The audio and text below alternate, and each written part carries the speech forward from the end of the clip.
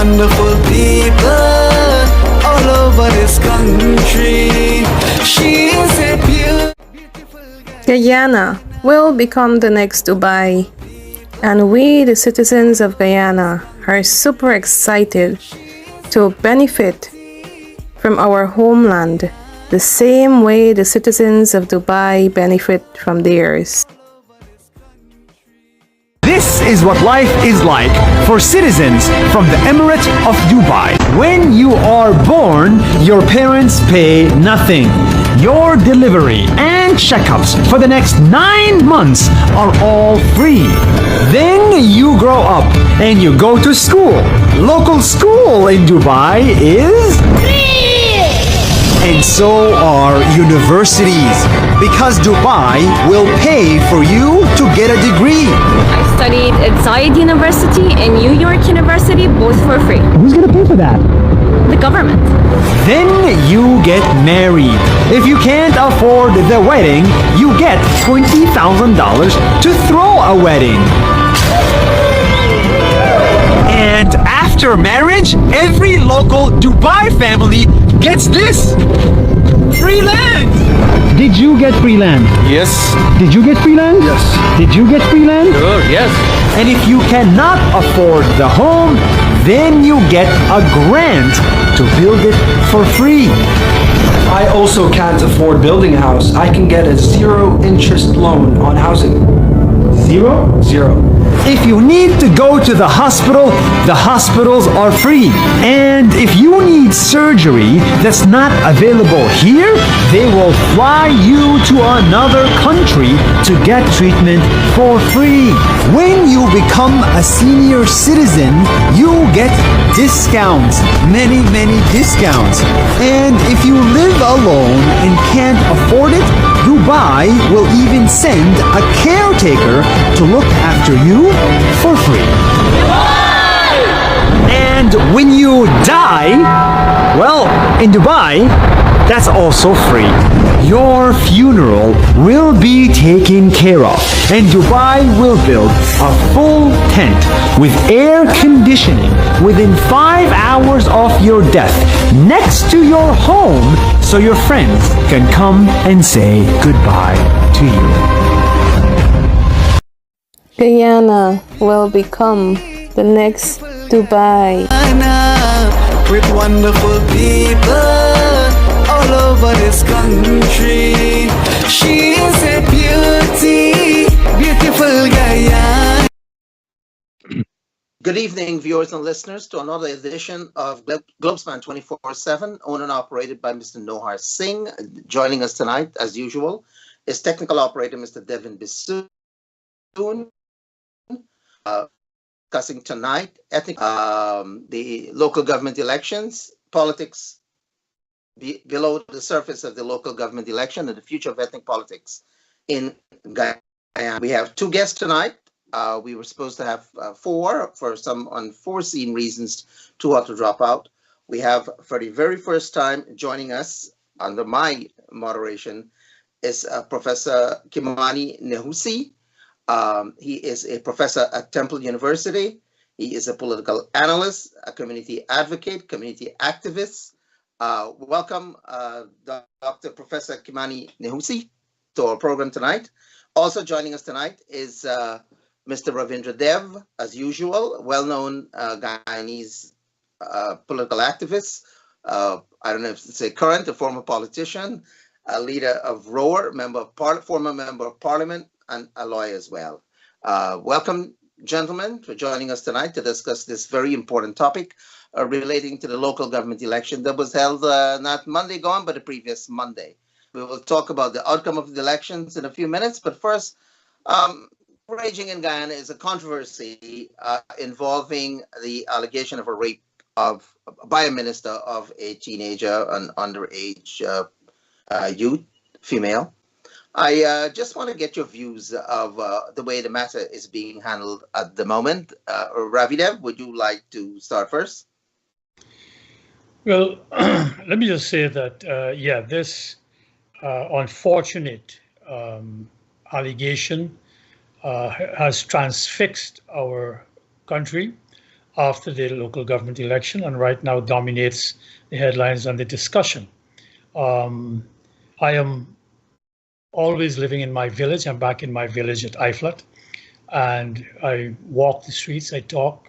So the individuals, even at the grassroots, this has really affected them.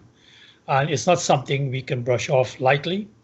I am very happy that the matter has now been placed where it ought to have been placed, I think, a bit earlier, which is in the hands of the police, who I understand they are preparing a file to be sent to the DPP for charges to be laid.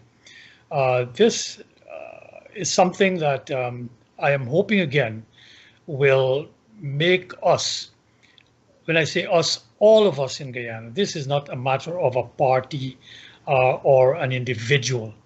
This is a systemic, how do I put it, situation that is there, where you have an individual from a group that has traditionally, by all measures, have been totally disadvantaged, and in that respect become prime subjects to be taken advantage of. And therefore, I think it is not just this individual incident, but I'm hoping that we will look at this, at least at some level, systemically, so that we put measures in place, not only at the individual level, but at the individual. Rather ironically, we are here to talk about local government elections, and the minister who has been accused of this heinous crime is the Minister of Local Government, who was integrally involved with the elections. So that is my my position right now, that I'm happy that the matter is being taken care of within the legal system and that justice will be delivered. Professor Kimani? Yeah, I share some of or most of the sentiments expressed by Ravi.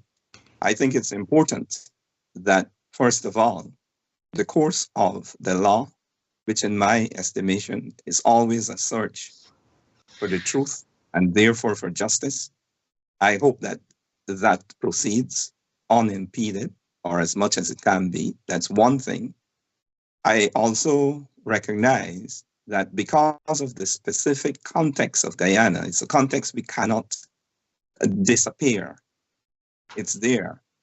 Because of our particular history, there are certain aspects of that situation that have become talking points and so on.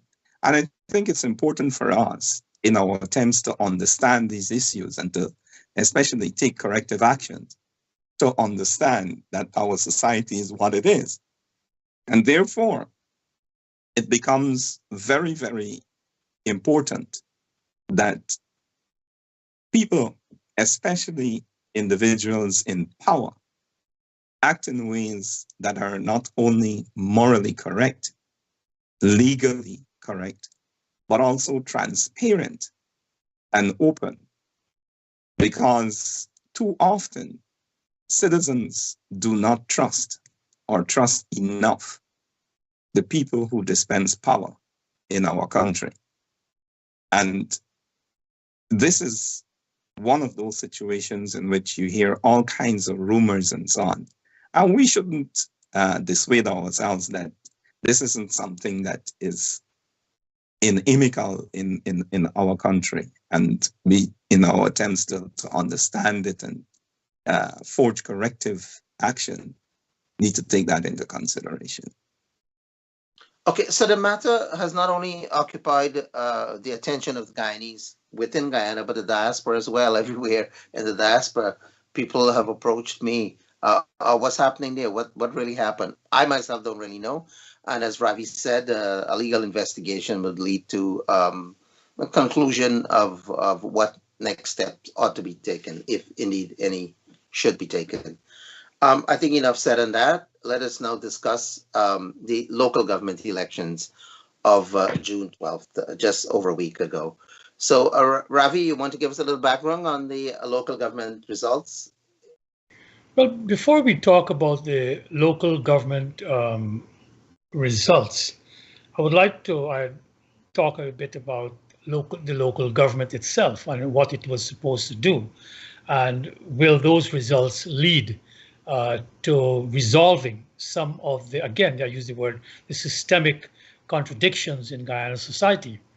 Just before we came on, I reminded Kimani, whom I'm meeting for the very first time, but we'd been engaged in the first decade of this millennium, himself, myself, Mr. Clarence Ellis, and others but I think it came out to be, I thought, a very fruitful discussion that might have led to some kind of change. And the gist of that was that we just don't have local government elections just for the sake of having local government elections. That having governance at a lower level in any country implies taking government to lower levels. And that is the whole purpose of local government, that decisions affecting individuals ought to, in some way, shape, or form, be considered by those people, and they should have some voice in the making of those decisions. Because when we talk about democracy, and unfortunately or fortunately, well, I think unfortunately, as we move from the Greek city-states where you had direct democracy, where people assembled in a city square and made decisions that affected them, we have what is called representative democracy, where we elect individuals, send them to this thing we call parliament for them to make decisions on our behalf. But as we have found out through the centuries, there's many a slip between the cup and the lip. And it has been thought necessary then to bring back some elements of that direct democracy where people can have an input into decisions that affect them. And this is the result of local government. So I think one of the things we ought to speak about at some point in this discussion here would be, well, how effective is local government in terms of Guyana to fulfill its ends? And when we talk about the people, we can't ignore the fact that in politics in Guyana, from the very beginning when we got the universal franchise in '53, our politics has been ethnically directed. And therefore, when we talk about bringing power to the local level, that brings us to the topic on our agenda here, which is, well, what effect should local government have on ethnic politics? But again, I want to repeat that there should be a discussion as to whether the present structure of local government facilitates some of those needs. And I would really like, respectfully, I can return to your question in terms of results. If Kimani can maybe I think it's an important issue that we should address. Dr. Kimani? Yeah, thanks for that, Ravi. I really like one term you use, which is systemic, because the afflictions that we suffer from in Guyana are systemic. And too often, we don't understand how long ago and how deeply the systems that determine our actions, that limit our achievements, have been erected. And this is why I want to take issue with your notion of the Greeks, first of all, and secondly, the granting of universal suffrage in 1953 as a point of politics, practice of politics. I think too often all of us are victims to a Western European epistemology, a view of the world that's buried very deeply within us, that begins with Western Europeans. And part of our struggle should be to break out of that. People in India and people in Africa and people in China, indigenous Americans, were practicing politics long before the Greeks, who were the first Europeans to appear in history, long before they were there. Thousands of years before the Greek city-states, African people had a federated state. Ancient Egypt was a federated state. There were other federated states in Africa that followed ancient Egypt. There were people in China and India, Native America, who had systems of government. So to begin with, the Greeks really, to my mind, is to fall victim of one of the things that really oppress us, and that's a way of seeing the world that has been enforced upon us by Europeans who oppressed us a certain while ago. Point taken. About the city-states of the Greeks. The second thing about it is that the Greek city-states were most definitely not what Europeans tell us they were. Fact is, if we understand the notion of the Greek city-state, we may be very reluctant to apply the term democracy to those city-states. These were places where they had enslaved people. These were places where women counted for nothing. Is that democracy? Is that what we want to be practicing in our local communities? Therefore, should the Greek city-states be the models that we, consciously or not, seek to emulate? I think it's an open question, but people ought to know that my position on that is no. We need to look other ways for our models. I'm not saying that we shouldn't consider the Greek city-states. Yep.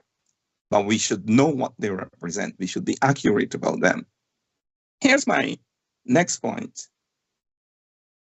The practice of politics in Guyana did not begin in 1953. And it's especially important that we're talking about local government, that we recognize a couple of things. One, indigenous Americans had local government systems before Europeans got washed up on these shores. And if we want to talk about local government in a way that I think should be as inclusive as we should be, we have to look at the model of the indigenous Americans. Well, what about African Guyanese, who, after Europeans pushed indigenous Americans onto the periphery of the colonial state, enslaved African people, had a tremendous movement, much wider than the celebrated village movement that most of us don't know enough about.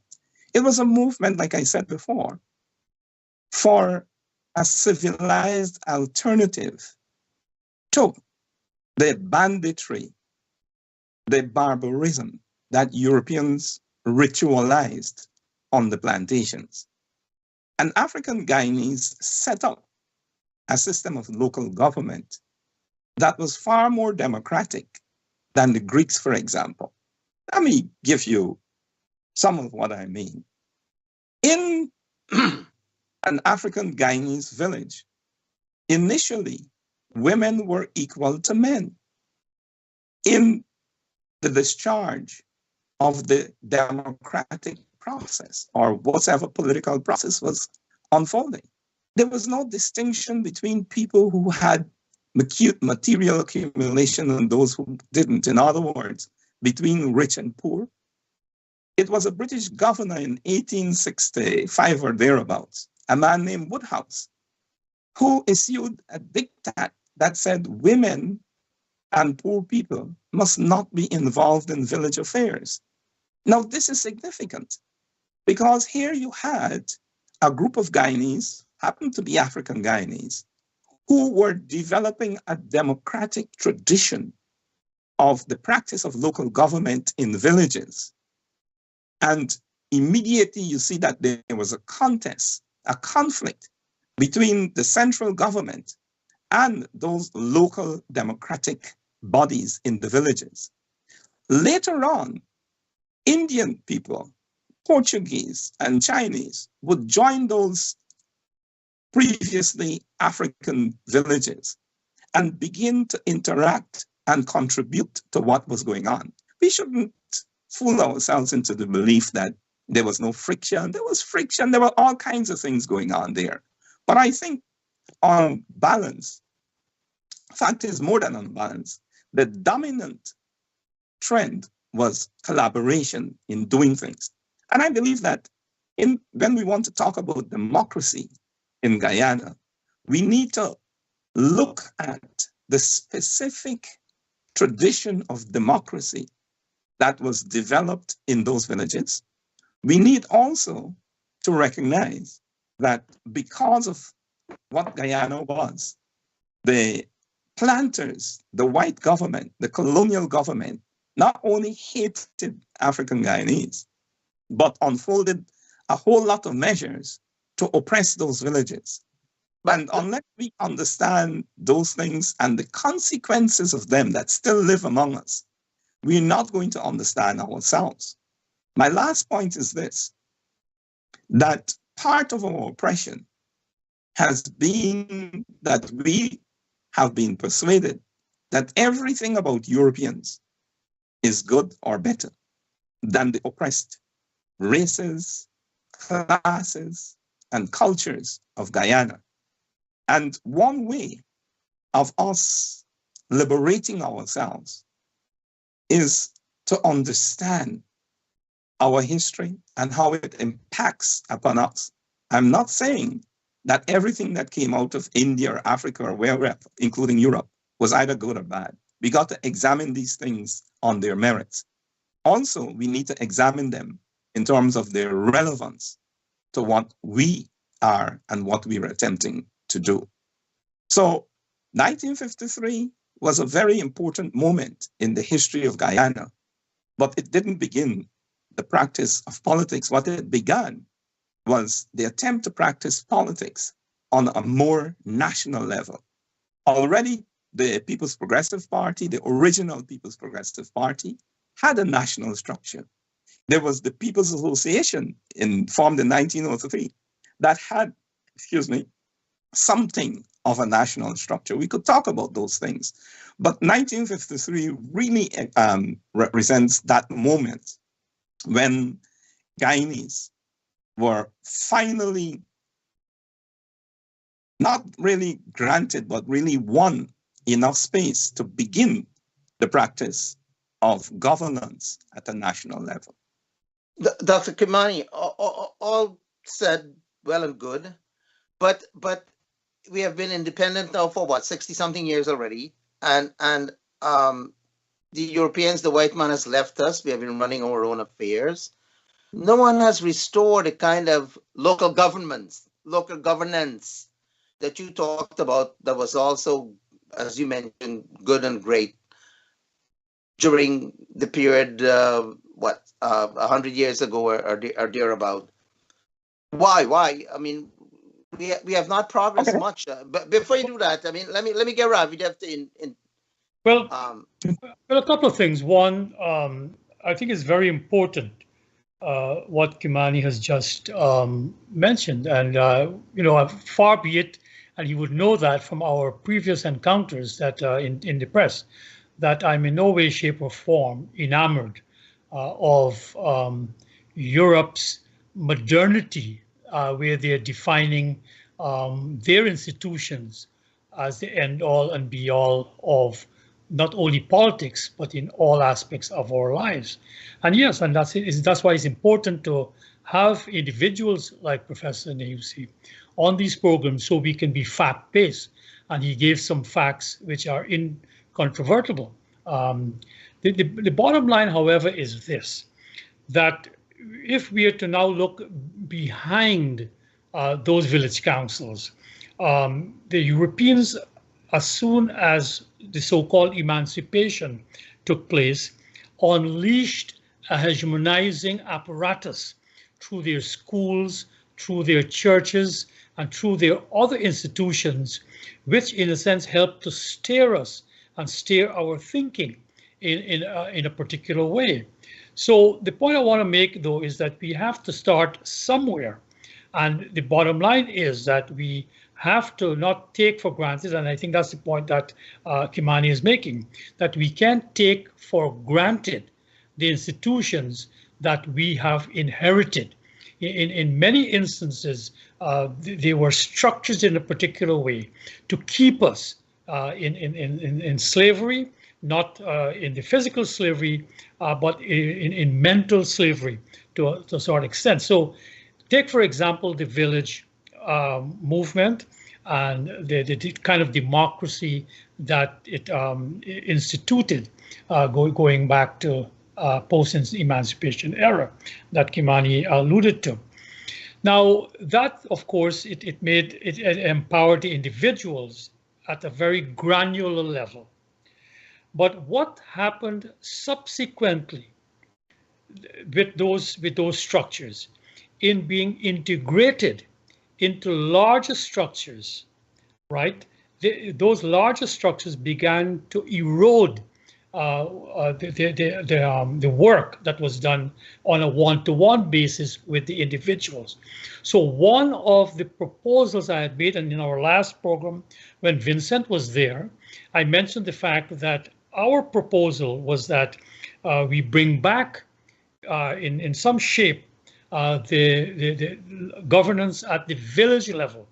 And this was something that Clarence Ellis and Kimani and some others had raised in the early part of the century, of the millennium, because for several reasons we should do that, not just looking back in history in a nostalgic way, but one of the peculiarities of local government in Guyana is that our villages are to a great extent ethnically homogeneous. And the unfortunate riots of the 60s increased that homogeneity. For example, as I said in the last program, I'm presently doing a history of my own village, of Iflit, was a mixed village. And after the 60s riots, individuals from the section that is predominantly African, Indians had to move out. Indians and Chinese and others had to move out. And Africans from surrounding villages like Zeeburg and De Willem then, in a sense, exchange homes. The point is, however, that if we are to bring democracy to our ethnically fractured polity, if we were to, in some way, shape, or form, have some kind of more autonomy of the villages to make their own decisions, in one fell stroke, we'll be increasing ethnic participation. And I think will alleviate some of the pressures at the central government level for people to feel included in their governance. I'm not saying it's going to be an end all, but that was the point, and that was the initial point where I felt we should take a step backwards. So that is my take on this aspect, and was my reason for bringing in the fact that structurally, if we put everything in the central government, we are merely replicating the British form of governance, which was a total integral state where all decisions were made at the center and all structures came on down high, as if from a Roman emperor through his prefects and through his governors downwards. And that is something that it has become almost reflexive in Guyanese politics. And I think it may bring us back to where we started from, with the abuse of the power. Because let us face it, those who ruled us in the past, rape of the local population was common, was not even remarked. And what was more insidious about it is that the progeny of those rapes were very then proud to say they have some white blood in them, and they felt that they had a greater right to inherit the reins of power.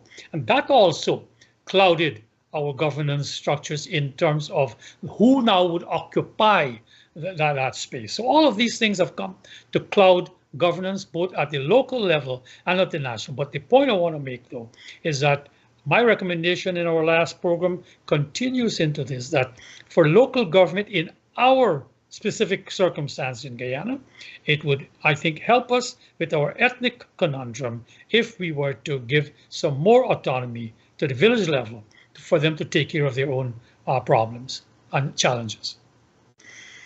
Dr. Kimani. Sorry? Yeah, go ahead. All right. Ravi, thanks for that. I'm going to stay with two things you said, or a couple of things. One is the rape of the oppressed people. That rape wasn't only sexual rape, bad as that was. It was intellectual rape. It was religious rape. It was rape in every single area of human endeavor. And too often, the results of that rape are too proud to celebrate the rapist. And part of that is our own ignorance of the traditions that have been raped. So I agree with that. And that allows me to make this declaration that when Western Europeans, white people, were forced to make a physical withdrawal from the lands and peoples they had dominated for centuries by force, it did not, their physical withdrawal did not end the problem and the challenge of whiteness, of Western European ways in the communities and among the peoples that they had oppressed for centuries. And this is where the notion of mental enslavement that you correctly, in my estimation, identified, Ravi, becomes important. Too often, we have come to be ignorant about critical facts about ourselves, both as specific groups of people, as in this case, indigenous Americans or indigenous people, as African Guyanese, as Indian Guyanese, as well as about each other. There's been too much ignorance of self in these profound ways.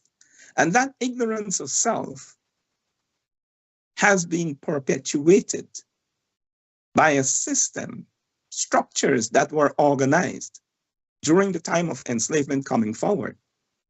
And although some of our politicians and other people have ruminated against this and sometimes tried to implement changes, most of those structures still remain in our minds and in our societies, in our economy. And they continue to function in ways that are not beneficial or equally beneficial sometimes to all the people of Guyana. Therefore, unless we understand the structures that white people left and how those structures function, we're in no good position to talk about independence. We're not independent. We would like to become independent, but we are not independent. And that proves it. This goes straight to a point you made, Ravi, about emancipation. Were we emancipated? I have several problems with the notion that African Guyanese were emancipated. One is based on the facts. African Guyanese and other African people, through resistance and revolts, including revolutions, in 1763 in Berbice in Guyana, and in 1790s in Saint Domingue in Haiti, we forced Europeans to make a withdrawal, to say, look, we're able with these people, we got to offer them something else. A big part of the problem is that Europeans have always controlled that narrative to a great extent. So they term it as emancipation. We have emancipated you. And too often, we still suffer from the acceptance of that misrepresentation of our history. We could go into that some more, but I think you were right on point when you identified the schools and the churches as major proponents of this mental enslavement that too many of us still suffer from. And it's part of our challenge to develop a very accurate description, analysis, and evaluation of who we are, what our country is, where we're coming from. Because it's only when we're as informed as we ought to be on those measures that we'll be in a position to offer the best solutions, at least conceptually. You don't know that something will work until we try it. And sometimes you got to spend time adjusting. Progress is always a work in progress in this way. So I want to put that in there. More specifically, I'm glad you mentioned how we were talking about bringing back the villages, the village councils. Whether we like it or not, the most fruitful period in African Guyanese, Indian Guyanese, Guyanese history in terms of local government and therefore of the national well-being has been the period where village councils were village councils. And whatsoever was the intention of the people who created the current system, I think it's important for us to recognize that it has not worked to the extent that it should have worked. We are in possession of facts that show that the village councils work more efficiently than what we have now, and that therefore we should bring back the village councils.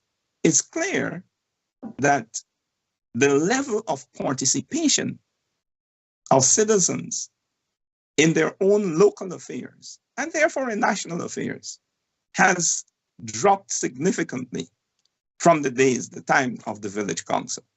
And that alone should warn us that there is work to be done there. My last point is this, that the way in which I see it, it shouldn't matter or matter over much if you have a mixed village or an Indian village or an African village. It's how citizens come together to function in their own best interests. And those interests should not damage or impinge the interests of their neighbors, whoever your neighbors are. My definition in neighbor is anybody who shares the same circumstances with you. You don't have to be physically next door. So I would stop there. You know, one thing that troubles me is that we seem to constantly and continuously blame the white man for every single problem that we face, and we are not holding our own leaders, African and Indian, accountable for their failures, their errors, their faux pas, their mistakes. And it's been going on and on now for 65 years, nonstop. No one seems to want to hold them. Look, the people gave us independence and freedom, and we are not doing the kind of things we blame them for, we held them accountable for. And we are practicing the same things that are left behind. I don't agree that white people gave us independence and freedom. Our people fought and bled and died. White people were forced to retreat. It's their narrative that they give us those things. They didn't give. No, I agree with you. I agree we fought and they were under pressure to hand over. Yes, but it doesn't take away the fact that 65 years later, virtually nothing has changed. Let me answer then. Let me answer. I, for one, and I think I speak for Ravi here, we weren't seeking to blame white people, although they're blamable. You know, I'm not running away from the fact that we need to put blame at their doorstep for the crimes against humanity that they have committed, and the fact that those crimes still affect our peoples today. But that wasn't my purpose. That's when I'm talking about reparations. My purpose in talking about what the systems white people instituted was for us to understand those systems and how they still affect us. And this makes me repeat something I said. You cannot understand something unless you check it out. You go from the inception and see how it was developed, why it was developed. We're sitting here talking about our nation. We're very, very committed to the transformation of Guyana and Guyanese and so on. But we will continue to go around in circles if we do not have a very robust, a very accurate description, analysis, and evaluation of those structures that still govern us, sometimes silently. We don't even understand why we make certain choices. We don't even understand how we make these choices consistently. So those are issues that are there. And the moment you try to correct these things, it leads you to the fact, the realization that you have to understand those structures and who implemented those structures, under what conditions, and why. You cannot leave white people, Europeans, the oppressors of all of us, from out of our attempts to understand ourselves. This is not necessarily to blame them, although they're blamable, but the most important thing for us now is to claim the responsibility for being better. We fight against something. If we don't understand what we're fighting against, then our fight will not be as effective as it needs to be.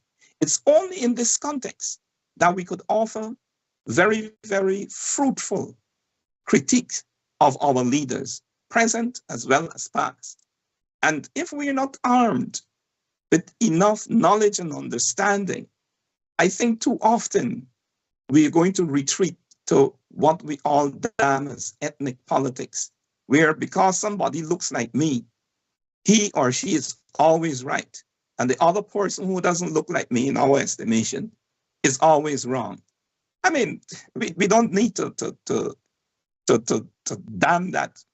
It's so stupid, and our history of that kind of thing should inform us that is not where we need to go. But then how do we come out of this?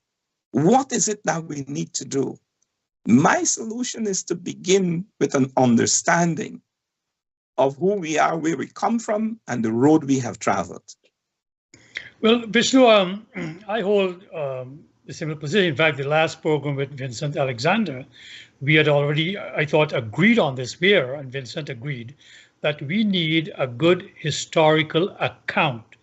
Call it a chronicle, if you may, without the historical analysis, but you have to have the facts in front of us.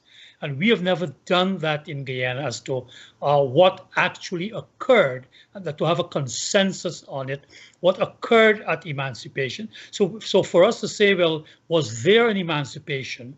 Unless you understand what happened at emancipation, you won't be able to even question it. You'll go along with the narrative. So the point I've always made, while I'm not a Marxist, to say that Marx said, man make their history, but not in circumstances of their making. So we have to examine the circumstances. So take, for example, my critique of the PNC under Mr. Burnham, right? If I did not have an understanding of what was the African village movement and what it meant and what it implied for us in the centuries following, I could not have critiqued Mr. Burnham. So I can say that I think he did something that was not beneficial to Guyana when he unraveled the village councils and instituted something called NDC, Neighborhood Democratic Council, which is anything but neighborhood. I born NDC from Iflot all the way to Tushin. Who knows the people at Tushin? You're talking of from Demerara to Essequibo. You understand? And because of our peculiar, and I said it all with Vincent the last time, but of us being along one public road, You know, it's not, we're not even contiguous. We're separated. So it doesn't make any sense for a person in Tushin to tell me what is my local drainage problem or what are the opportunities for us in Iflut, which is still the last grinding sugar plantation in Demerara. So coming back to it, Vishnu, I do think that we need to understand that so we can critique the present arrangements. So for example, take the whole notion, we talk of ethnic politics. The whole notion of ethnic politics comes out of the notion of race that was foisted on us to explain slavery. And again, we are regurgitating what we have said on this program again and again and again. So here you have, so if I say that the Europeans created it, I'm not bashing them. All I am saying is that they created a notion of race where they place God in heaven. You get me? It's called a great chain of being, who is a white man with a white beard looking down on us, with his angels who all happen to be white, then looking down at mankind, but mankind is not homogeneous. You have the whites, and then and this is the important point, at the other end of the spectrum, these same individuals, European, place blacks after a long notion. So you have a whole, so the rest of us were placed in intermediate situation. So you have us today fighting as to where we stand in relation to that great chain of being. I'm not questioning the great chain of being. So I have individuals who go to church and see nothing wrong with talking and praying every day to this white God who is somewhere in space there. You got me, maybe hyperspace, now that we know hyperspace. And they're very serious about it as to why, when the book says we are made in God's image, but they're not in that God image, and they see nothing wrong about it. And then that's the whole point of inculcating these European values, to look down at me for worshiping a God who just happens to be like me. So I'm saying we can't, that is the only purpose of this whole discussion. It might seem esoteric, but I happen to agree with Kimani that unless we understand the premises of the structures of thought, we're not going to ever get out of this. We'll be like a bear trying to get out of a trap by eating its own leg. And you're not a complete bear when you do that. I have mentioned an individual who has summarized much of this, right? Anibal Aquino, with his notion of coloniality succeeding colonialism. Colonialism isn't finished. It's now a notion called coloniality, where you have these deep-seated structures of three types of this racial hierarchy. You have an epistemological, cultural, epistemological hierarchy, and you have the cultural hierarchy. And each one of those entraps us. And we got to look at that. So I know we have strayed far from this local government elections, but we did say we want to look beneath the surface. So maybe we have looked a little too deep, but that's my take at this point. Okay, so I mean, I have some points on this, but we'll be straying too much from the topic. So with the remaining 15 minutes we have, let's talk a little about the election results. I mean, both sides. Could I make an input here? Yeah. I don't think we could go too deeply, and I don't think we could blame white people enough for what they do or have done once we are accurate. There are times when we need to emphasize one thing or the other, but I think it's important that we don't accept limitations imposed by other people upon what we do, especially when those limitations function against our interests. If white people were evil, and the system, more importantly, the system they inculcated among us is an evil one, we have to be truthful and say that it is evil. I'm saying it is evil, and I could defend that. And I don't think we should be, reticent in being truthful, whatsoever the truth is. So here is something I want to say, and I'm not going to take long.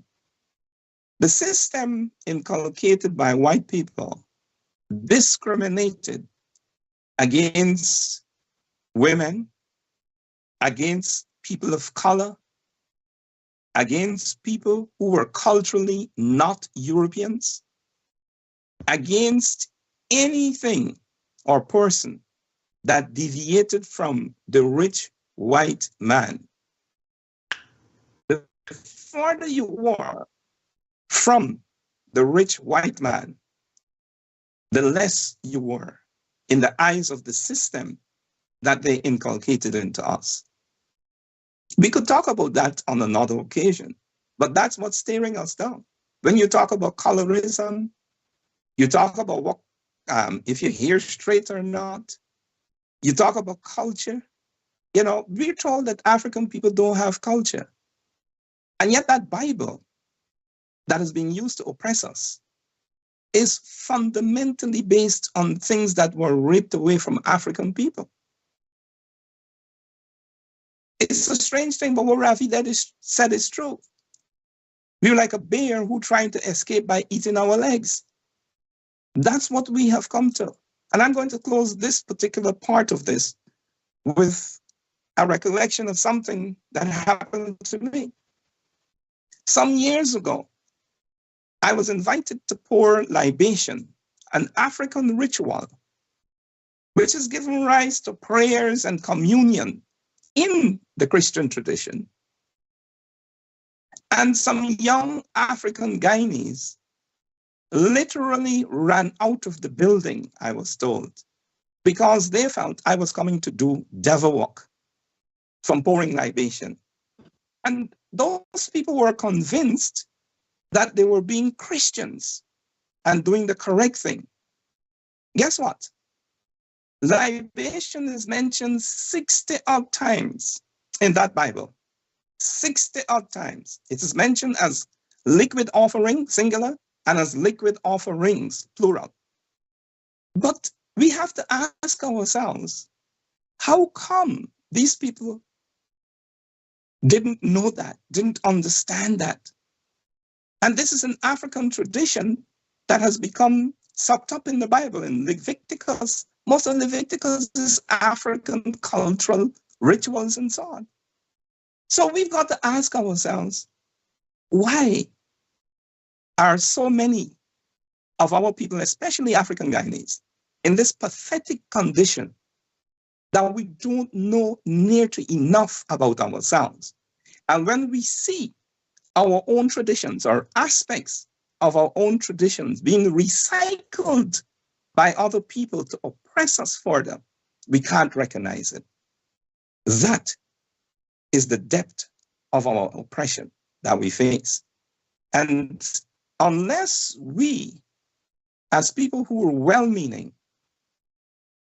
attempt to get at that kind of truth and any other kind of truth about us, we're not going to put ourselves in a situation where we could offer the best solutions for our pathetic condition of not being independent. And most of us don't know it. So we continue to proclaim an empty independence. We fight against each other. We do things that are illogical, destructive, and we celebrate these things as progress. That's how pathetic we have become. We have a lot of work to do. No doubt. Yeah. Vishnu, let me get back to your original question then, so we can, with a straight face, say we discussed the topic, the LGE.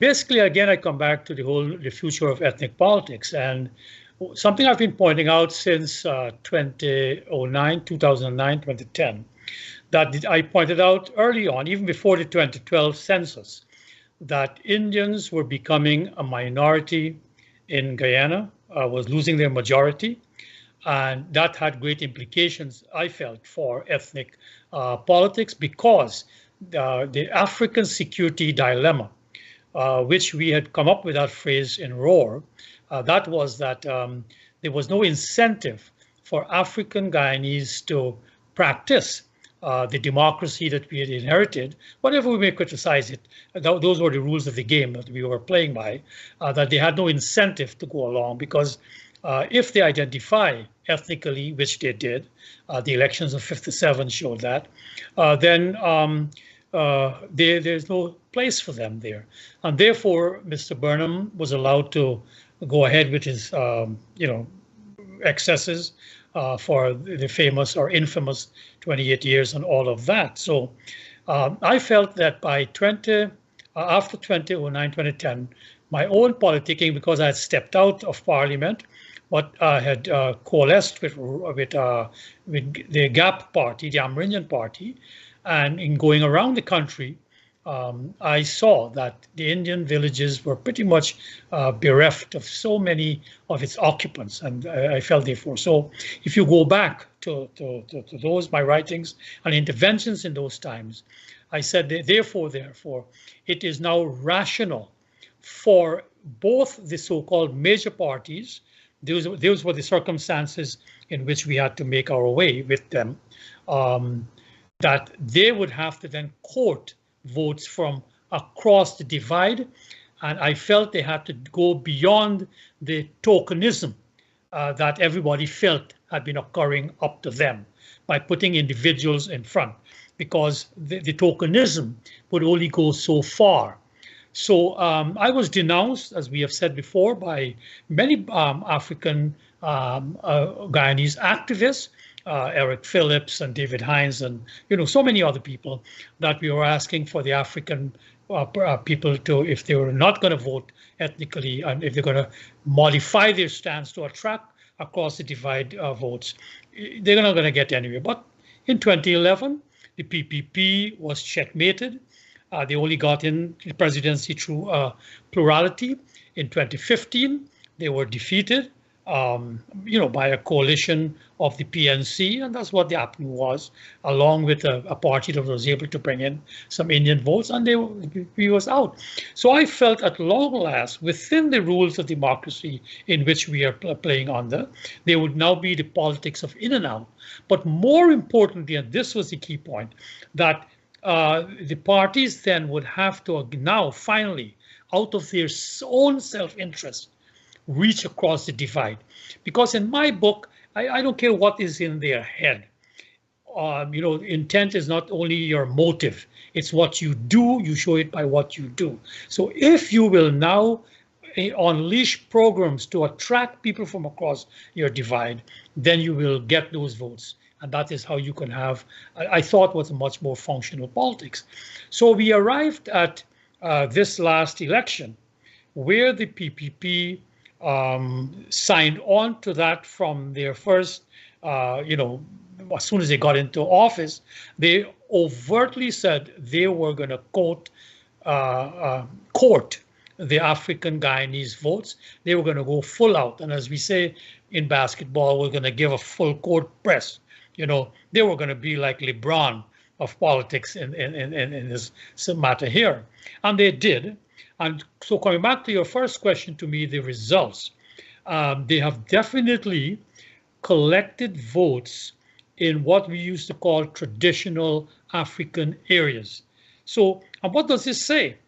To me, it still implies that they conceded that they were seen as an ethnically Indian-oriented party, but now by going above and overtly doing it, it's an important point where many people aren't saying. For the first time, the PPP were using the E word, ethnic. They were going after the ethnic African vote.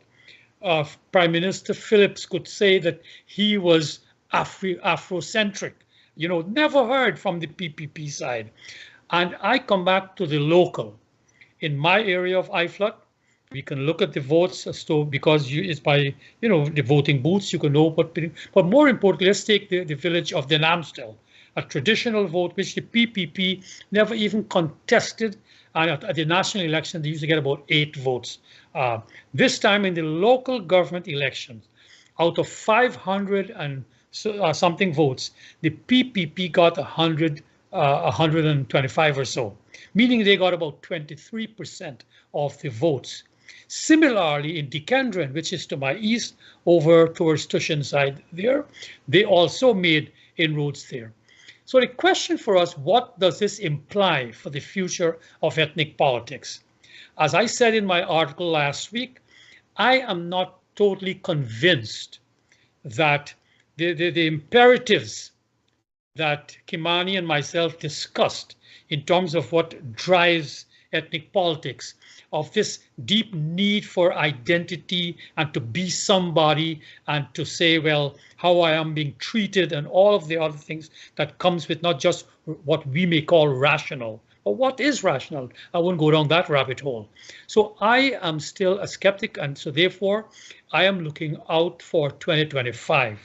From all indications, the PPP is going to continue to court the African Guyanese vote. And as I said, it'll be interesting to see what will be the reaction from their base. Again, I want to conclude by saying, I have said it before, that I'm very disappointed that the PNC, unlike what occurred in 2015, seemed to not want to work with the numbers they have, which is to accept that even more so than before, the African Guyanese are a minority. And if they are to get into governance under the present dispensation, which shows no sign of being changed in the near term, then they will have to court votes across the divide rather than cuss them out. That are the implications. Kimani, you'll have the final word. Yeah,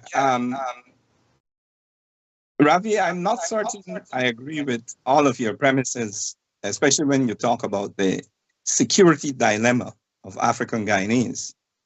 I suspect you're talking about the fact that many African Guyanese are in the security services. No. What we have defined as a security dilemma was a notion that in a so-called democratic system, there was no incentive for African Guyanese to really vote when the Indians were a majority. That was their dilemma. The Indian dilemma was that even if they won, because the security forces were dominated by Afro-Guyanese, they were never secure in being in office. As Jagan said, they were in office, not in power. Go on, sorry. I'm not certain that I agree with the implications about the security forces for an Indian Guyanese government.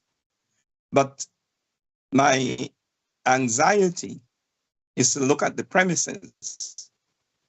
You see, it's all well and good to have an accurate description of part of our condition. But how is it that African Guyanese ended up predominantly in the security forces? Oh, yeah, no. To ask a question is to ask, in my estimation, similar questions about any condition we see. Indian people predominant in business, for example. This is important for us. Portuguese people in business. This is not only because certain people have certain proficiencies. It's part of the historical process of discrimination in our country. African Guyanese, for example, invented the retail trade in Guyana, but were deliberately pushed out of that retail trade by a colonial government run by white people. That explains part of our condition today. And it's our ability to understand that kind of thing is what will be our salvation, because it will enable us, as I said before, to offer solutions that are fact-based.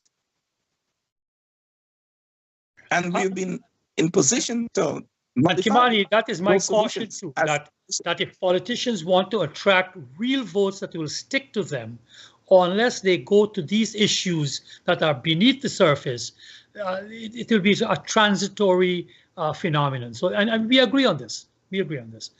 Right. Hence my view that we didn't subvert our intention about local government today in this discussion. I think we were probing, looking, examining even the foundations of local government. And that's why I want to close with this. The shift of the PPP to using the E word, as you said, Ravi, the ethnic word. We're quoting African Guyanese voters. It's nothing new except for terminology. The PPP has always been trying to do that because they're not stupid people, at least in that sense. And it's the same thing with the PNC too. But what is wrong here is that you're not quoting people or courting people because you see them as people with real interests that may or may not be different from yours. You see them as votes to get at election time. So I'm going to come and tell you a Nancy story, and I'm going to get some votes from you. And that is ethnic politics. Let me close with this. Look at the PPP, the structure of the PPP. From the moment the split occurred in 1955-56, the PPP has always had an Indian leader. Nobody in their right mind would dispute Dr. Jagan as being the leader of the PPP. Many of us think he was the foremost leader of the country, but that, some adjustments should have been made, and that's why you had the split in 56, 57. But that's another story. But the PPP has demonstrated, certainly in my estimation, that it's an Indian party who wants African appendages. You know the saga of a Prime Minister, Sam Hines, who was elevated by the constitutional process to be president. What did he do? He resigned so that an Indian person could become president. Now, this didn't happen once. It did not happen once. So, there's a certain pattern, not a certain, but a clear pattern there, where African Guyanese are appendages to PPP, to Indian leaders or bosses inside the PNC, Kimani. Same for the PNC. I'm not saying that it's it isn't or is the same for the PNC. You talked about the PPP courting votes in African Guyanese villages. And I'm saying they have a right to do that, but I'm disputing, or at least questioning, the reasoning behind it. Here's my last point on this. Why is it that the PPP got a significant, in your estimation, number of votes in African Guyanese villages? I think it's a very important point for us to ponder about. It is. Is it that African Guyanese are so oppressed, or they feel so oppressed, that they see no other way out, with some of them joining with the people that think are the oppressors? The politics of the belly, you see it all over. Where people are desperately oppressed. Some people, the oppressed, join with others. Is this what's happening here? Is it people are so desperate that they feel that they're going to get something, material returns from this governing party? And I think the terms in which representatives of the PPP articulate themselves to other communities should be very important for us. It gives away something. It's always we giving you something. The national patrimony belongs to all Guyanese. And whosoever is elected in office is elected to represent all Guyanese who voted for them or who didn't vote for them. That's your duty. The national treasure doesn't belong to you personally. It belongs to all the citizens. And this goes both ways. So it comes back to the local level. Our citizens must be trained to know that the national treasures belong to them and that their participation in local politics and other levels of politics is something that's necessary for the national well-being. So we need to educate our population, everybody, to know that so-and-so, who is this minister, isn't giving you something that comes from he or she. It's the people's property. And all of us have a right to have our interests represented. If you quarrel, and say, well, we should get 6 of that and not 3 or 5 or something, that's fine. But on balance, we should be involved in the process, and we should be satisfied that more or less our interests are reflected in the decisions taken to govern us. Thank you, sir. I think that will be the final word. Ravi, unless you want to wrap up in 10 seconds. Well, just that's all. All I would like to say that whatever Kimani said about the PPP, one can make the case that that's exactly how the PNC also acts.